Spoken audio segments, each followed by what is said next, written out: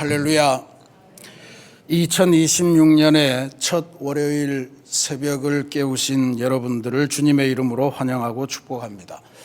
올해 우리가 평화를 심는 교회, 생명을 품는 교회라는 표어를 안고 희년 행진 세 번째 해를 출발했는데, 오늘부터 특별히 이번 주간 동안 신년 새희망 온교우 특별 기도 주간으로 정하고 달려갑니다. 오늘 그 첫 번 시간으로 희년행진의 기관사들, 교역자와 장로들, 이렇게 제목을 잡았습니다. 여러분들이 이 제목을 좋아하시기를 부탁을 드립니다. 기차여행 좋아하시죠? 근데 기차의 공간 중에 가장 재미없고 가장 긴장된 방이 어떤 방일까 한번 생각해 보셨습니까? 아마 기관실일 것 같습니다. 승객실은 여유가 충만하죠. 제각기 창밖 풍경도 구경하기도 하고, 또 지인들끼리 두런두런 도시락도 까먹고, 그리고 피곤하면 잠도 자고, 또 영화도 보고 뭐 이럴 수 있는 공간이 되지만, 기관실은 그렇게 되지 않습니다. 그 긴 기차가 목적지까지 온전하게 도착하려면 누군가는 가장 앞칸에서 또 뒷칸에서 눈을 부릅뜨고 승객들이 곤히 잠든 새벽에도 레일 위를 달려야 되는 그곳이 바로 기관실입니다. 가끔 기차가 덜컹거리고 그러면 운전이 왜 이런가 뭐 이렇게 불평하는 사람들도 있지만, 기관사가 없다고 생각하면 그 큰 기차, 그건 고철 덩어리에 불과하게 되겠죠. 오늘 저는 그래서 이 새신교회 희년행진을 감에 있어서 우리 장로님들과 교역자들, 교직원들이 이 기관사들이다, 레위 지파이고, 그리고 하나님의 기름 부음 받은 그런 귀한 일꾼들이다 라고 하는 점을 여러분들에게 분명하게 정체성을 알려드리고, 그리고 서로 협력해서 기도하기를 간절히 부탁드립니다. 승객들인 성도들이 평안하게 신앙생활할 수 있도록, 그렇게 구원이라는 목적지에 힘차게 당도할 수 있도록 보이지 않는 곳에서 기도하고 눈물로 기도하는 분들, 그분들이 기관사들입니다. 기관사들이 유능해야, 또 기관사들이 성실해야 우리 교회는 2026년이라는 희년을 향한 중간 기착지에 무사히 당도할 수 있으리라고 봅니다. 성도 여러분들이 열심히 우리 기관사들을 위해서 기도해 주시기를 바라고요. 물론 우리 교역자님들, 교직원들, 장로님들 모두도 교우들의 신앙생활을 앞에서 혹은 뒤에서 도우면서 잘 섬기기 위해서 늘 깨어서 기도하고, 누구보다도 먼저 말씀을 열심히 보고 하면서 영적인 성장의 면에서도 모범을 보이는 그런 역사가 있어야 할 줄로 믿습니다.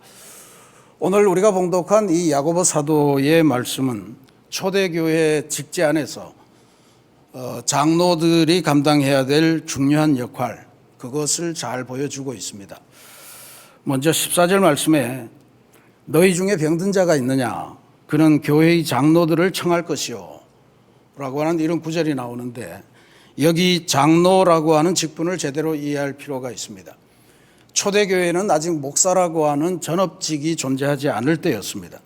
그리고 그때는 이 프레스비테로스라고 하는 장로라고 하는 직제가 그 공동체의 연장자이면서 그 공동체를 치리하고 가르치는 그러한 역할을 담당하는 일들을 지칭했습니다.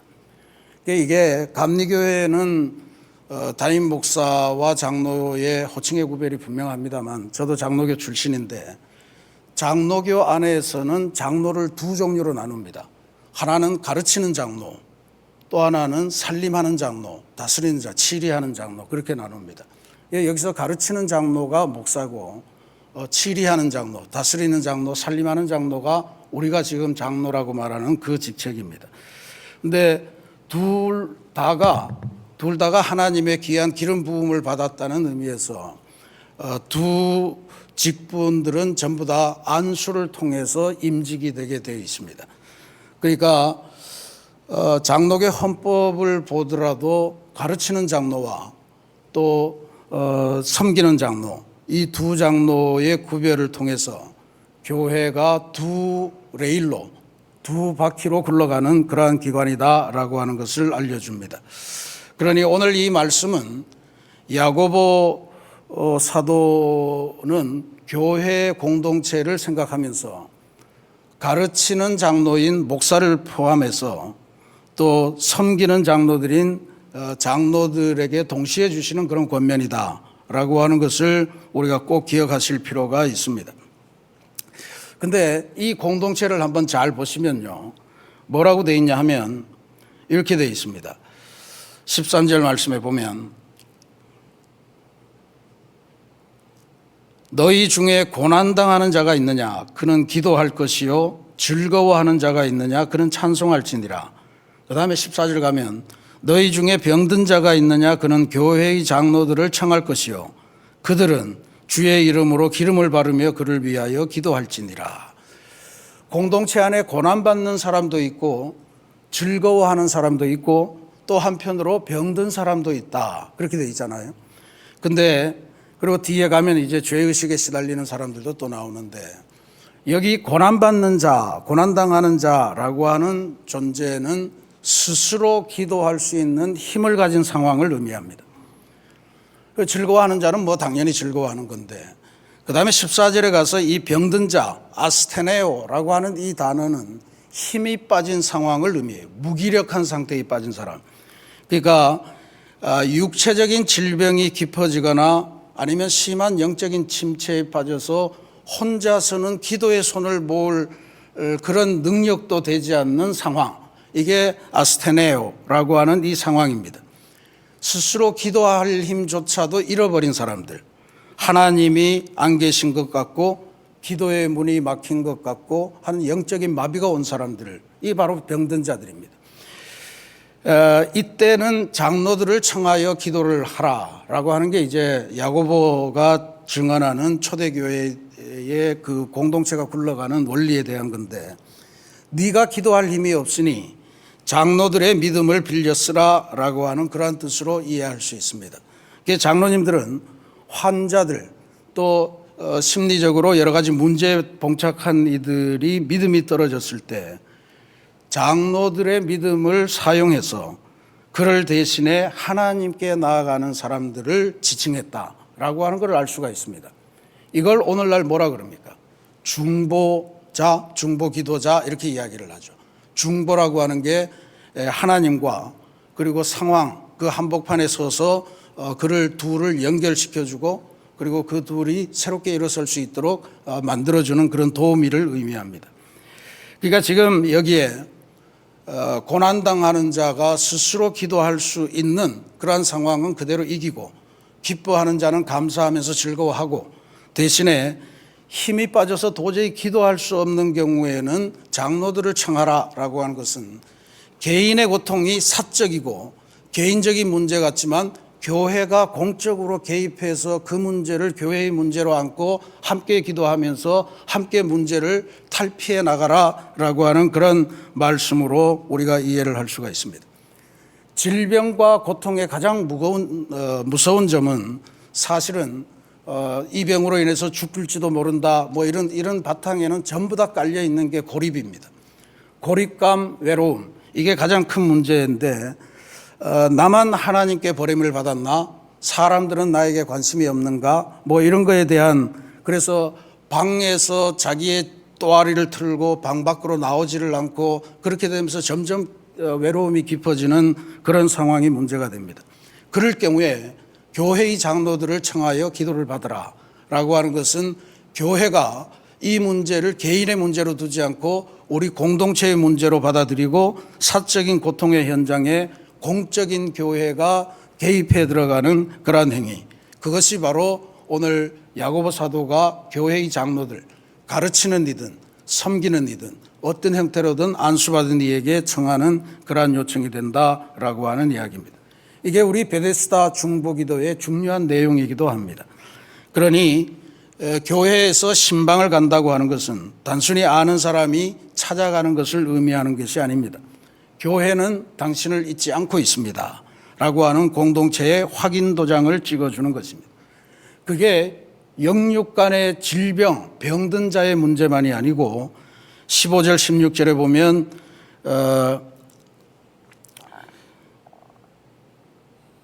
혹시 죄를 범하였을지라도 사하심을 받으리라. 너희 죄를 서로 고백하며 병이 낫기를 위하여 서로 기도하라. 의인의 간구는 역사하는 힘이 큼이라. 그러니까 성도들이 서로 기도하되 교회를 초청해서 하는 기도, 특별히 하나님이 기름 부어 세우신 종들인 장로들, 그들을 의인이라고 이야기하는 거죠.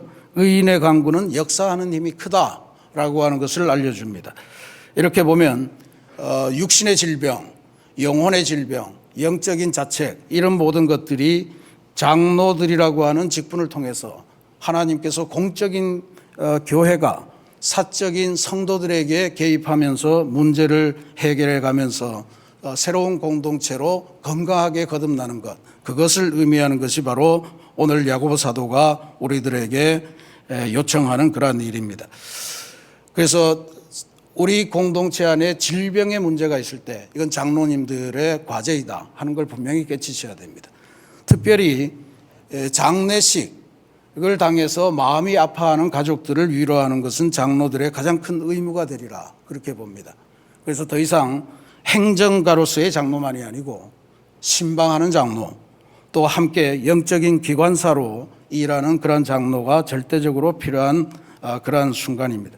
사랑하는 우리 새신교회 성도 여러분, 그리고 오늘 특별히 우리 신세옹기 첫 번째 시간을 헌신하면서 사명을 다해주는 우리 교역자들과 가족, 그리고 장로님들과 가족 여러분, 우리가 온전히 하나님께서 주신 사명을 감당할 수 있는 비결은 기도입니다.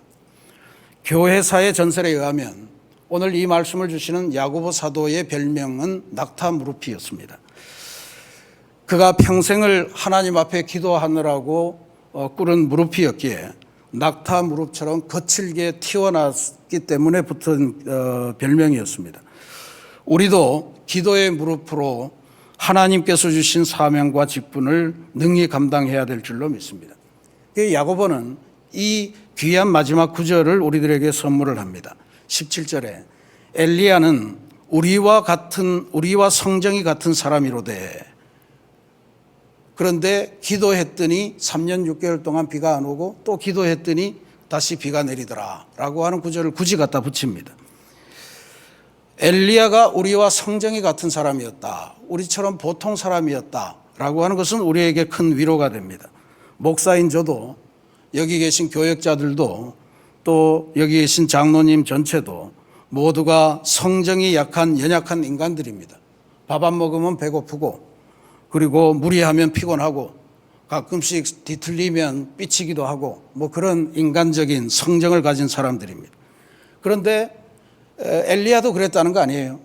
근데 그 엘리야가 위대했던 것은 뭐냐? 바로 인간적인 연약함에도 불구하고 그가 끝까지 포기하지 않고 무릎 꿇고 하나님의 임재하심을 간절한 마음으로 기도했다는 이야기입니다. 이게 우리가 갈멜산의 전투를 보면 엘리야가 기도할 때 하늘 문이 열리고 하늘에서 불이 내려와서 땅에서 준비한 모든 것을 다 태우잖아요. 그게 엘리야의 능력의 문제가 아닙니다. 엘리야의 기도의 능력이죠. 엘리야의 사람으로 보면 우리하고 똑같은 사람이 돼. 그가 하나님에게 기도하는 그 마음을 하나님이 보시고 하늘 문을 여시고 하늘의 불을 내리셨다라고 하는 이야기입니다. 그러니 오늘 2026년 희년행진을 우리가 희망차게 열고자 하는 이 지점에 우리 장로님들의 기도의 역할이 얼마나 큰가 하는 것을 다시 한번 깨치시며 새 출발하시기를 부탁드립니다. 온 교우들이 진행하는 맥체인 성경 읽기, 베데스다 중보기도 운동의 선두에 서주시기를 부탁드립니다. 이 모든 것이 우리의 영적인 성장을 도모하지만 무엇보다도 승객들인 우리 교우들이 이 불안한 세상에서 불안해하지 않고 우리의 이 희년행진의 기차 위에서 안전하게 목적지까지 달려갈 수 있도록 돕는 일입니다. 오늘 이 새벽 우리가 서로의 손을 잡고 기도의 엔진을 키는 역할을 합시다. 서로 더 친밀해져야 됩니다. 그래서 이런 구호가 중요하겠습니다. 우리는 원팀입니다. 우리는 기도로 달리는 희년행진의 기관사들입니다.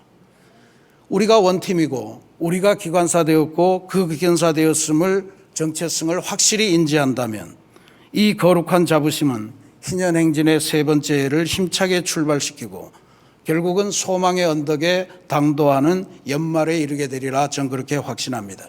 이 역사가 새신교회 2026년에 함께하기를, 또 새신교회 모든 교직원들에게 함께하기를, 새신교회 모든 장로님들 그리고 가족들에게 함께하기를 주님의 이름으로 축원합니다. 같이 기도하겠습니다.